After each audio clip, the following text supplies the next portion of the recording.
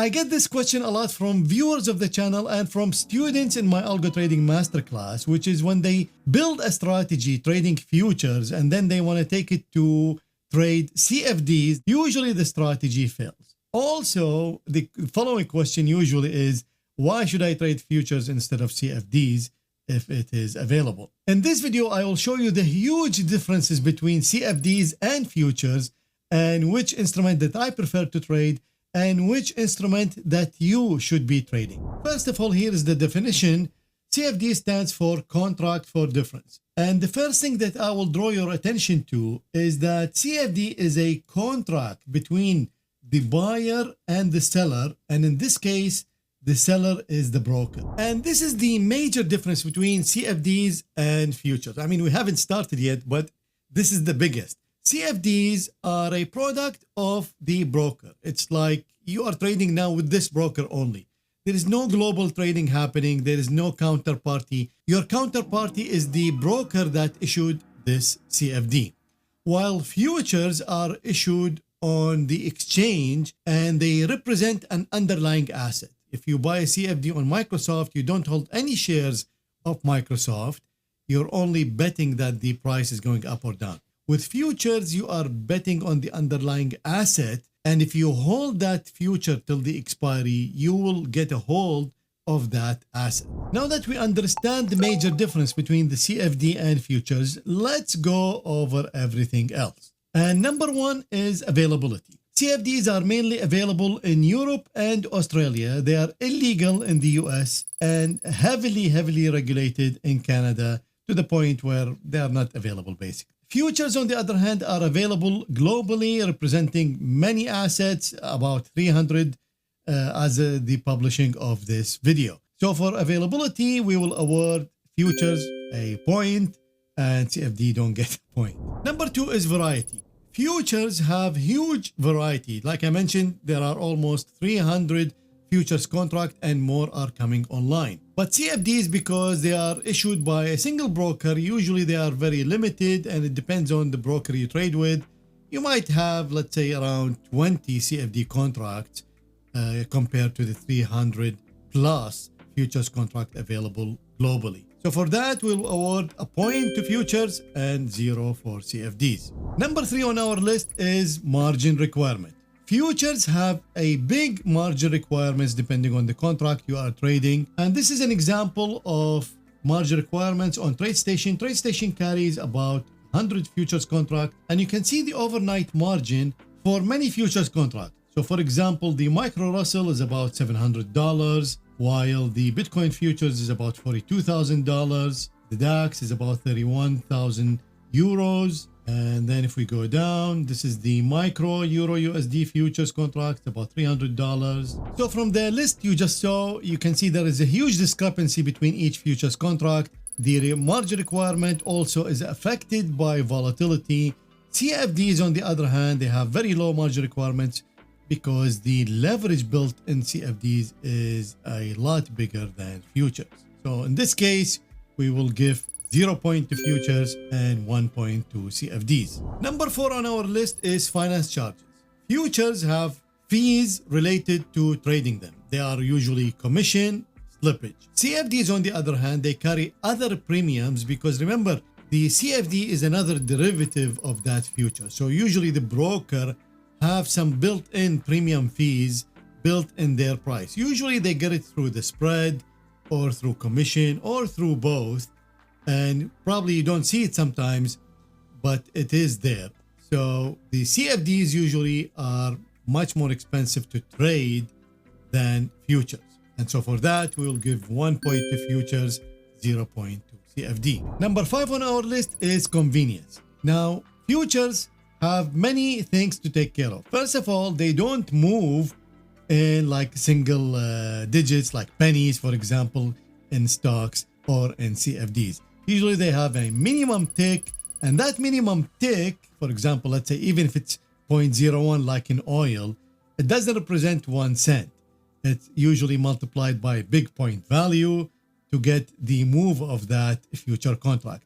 And it's different for every future contract. Also, futures expire, and that expiry depends on the future contract. So some of them expire every month, and some of them expire every quarter.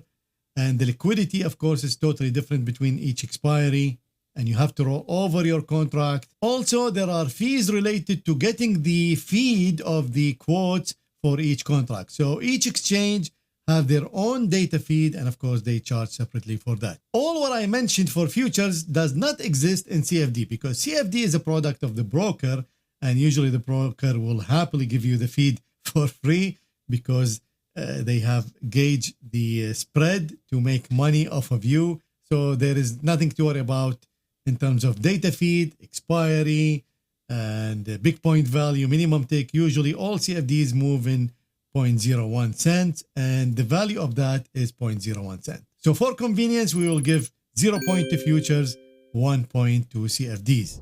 Next thing we want to look at is liquidity. Futures liquidity are governed by the market participants. So the more popular the future contract is, the more traders trading, the more volume you get. Having said that, we already have more than 120 very liquid futures contracts. CFDs, on the other hand, usually they trade only popular instruments like the indexes, crude, and gold. But for the product available, I will give both of them a point. So futures gets a point for liquidity, they are very liquid, and CFDs, they are very liquid when they are available for that broker. Next thing on our list is guarantees. So CFD, like I mentioned, are a product of the broker. That means if this broker goes under for whatever reason, your money is gone because you don't own any assets. This is a bet. When you are buying or selling CFDs, you are betting against the broker. There is no underlying asset that you are owning. So therefore, your counterparty risk is huge. So definitely, if you want to trade CFDs, you need to look for a big broker. So the probability that they go under is limited. Futures, on the other hand, are traded on an exchange, and the exchange is responsible to make sure that each party is liquid and well capitalized. So when you buy a futures contract, first of all, you're buying the underlying asset, and you can take delivery of that underlying asset. But also, you don't need to worry about who is buying or who is selling on the other side, because the exchange will make sure that that party have the money to cover whatever the bet is, just like they make sure that you have enough money to cover that bet. So for that, we will give 1 point to futures, 0 point to CFDs. Next thing we will take care of is spread.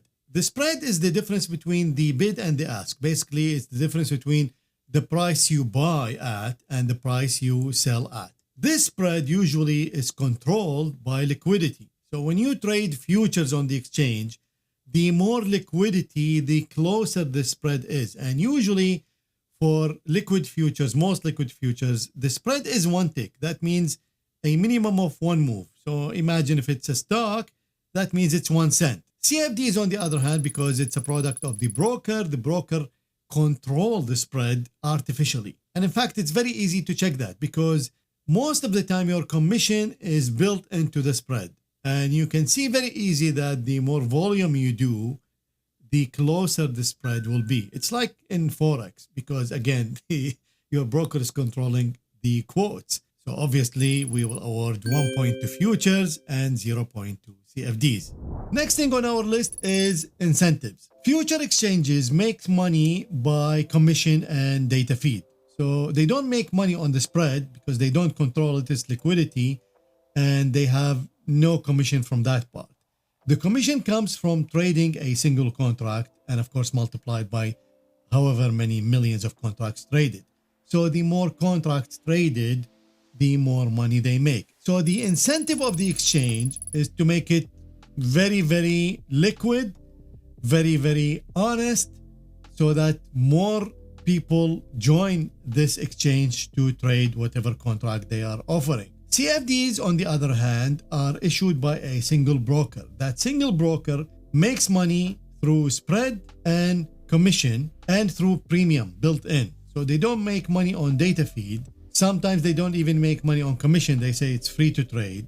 but they built everything else in the spread. And most of the time, just like Forex, they are trading against you because they give you huge leverage, which increases your probability to lose all your money to 100%. So that's why they trade against you, not because they are smarter. So from that perspective, they are incentivized to bet against you. So from that perspective, then the incentives is aligned with you with the futures exchanges, and it's not aligned with you with the CFD broker.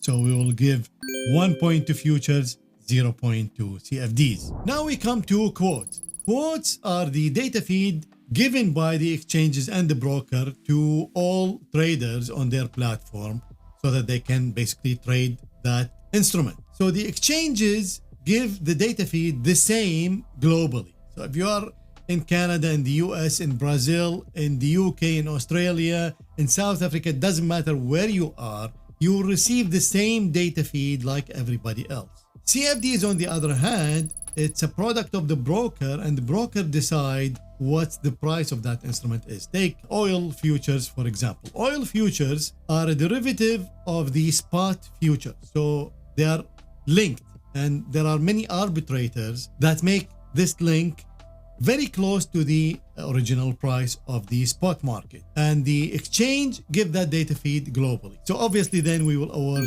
1 point to futures, 0 point to CFD. Next we have an important one, which is leverage. Now both futures and CFDs are leveraged products. Futures have a set leverage value built into them, and each futures contract have a different leverage built into them. So for example, the S&P 500 E-mini contract, it's leverage about 18 times. Now that amount will change based on volatility. So when the volatility spikes, the leverage will decrease, and when the volatility goes down, the leverage will increase. And this will hover between 16 and 20 for the S&P 500. CFDs, on the other hand, just like Forex, they are leveraged up to whatever you like. So if you are good with the broker, they can give you 200 to 1, 100 to 1, whatever you like. It's lightly regulated, so they can do basically whatever they like, but usually it's like Forex, where it's heavily leveraged. Now, in terms of rewarding points in this category, I will reward a point to futures and a point to CFDs because both of them are leveraged. So although both get 1 point, but just remember, 100x leverage is extremely dangerous. It's like you just learned to drive and I put you in a Formula 1 car. Accidents are bound to happen, and in this case, you lose your money. Finally, we will look at trading hours. Most futures contracts trade 24 hours. They have different liquidity, even though they are trading 24 hours. So for example, again, the S&P 500, during New York session, day session, they are usually very high volume, but then even though they trade 24 hours, the overnight session, it's not as heavily liquid as the morning session. And CFDs usually have the same pattern. So although you might not see it because the broker is basically showing you whatever they like. So if they want to show you high liquidity, they will show you high liquidity. But at the end of the day, it is based on that futures contract. So usually they match the same trading hours, same liquidity hours. So in that case, I will award 1 point to futures and 1 point to CFDs. So the total is 10 points for futures, 5 points for CFDs. Now I am biased towards futures and I prefer to trade futures. In fact, I don't trade CFDs. It's not available here anyway. But if you live in Europe or Australia and you are, looking at which one to do, I definitely recommend trading futures. The only part is if you don't have enough money or if you don't want to learn how to trade futures. Those two obstacles will basically shift you towards CFDs, which is okay if you know that you're going to pay more to trade strategies on CFDs. So it's all about knowledge. And in fact, there is a very good book by Robert Carver about trading CFDs in the UK. Otherwise, you should be trading futures. There are a million books and million videos online about how to trade futures. And of course, my Algo Trading Masterclass is about trading futures. Although you can apply the knowledge on everything else, but mainly I push on trading futures. To watch more videos like this, click this video and I will see you there.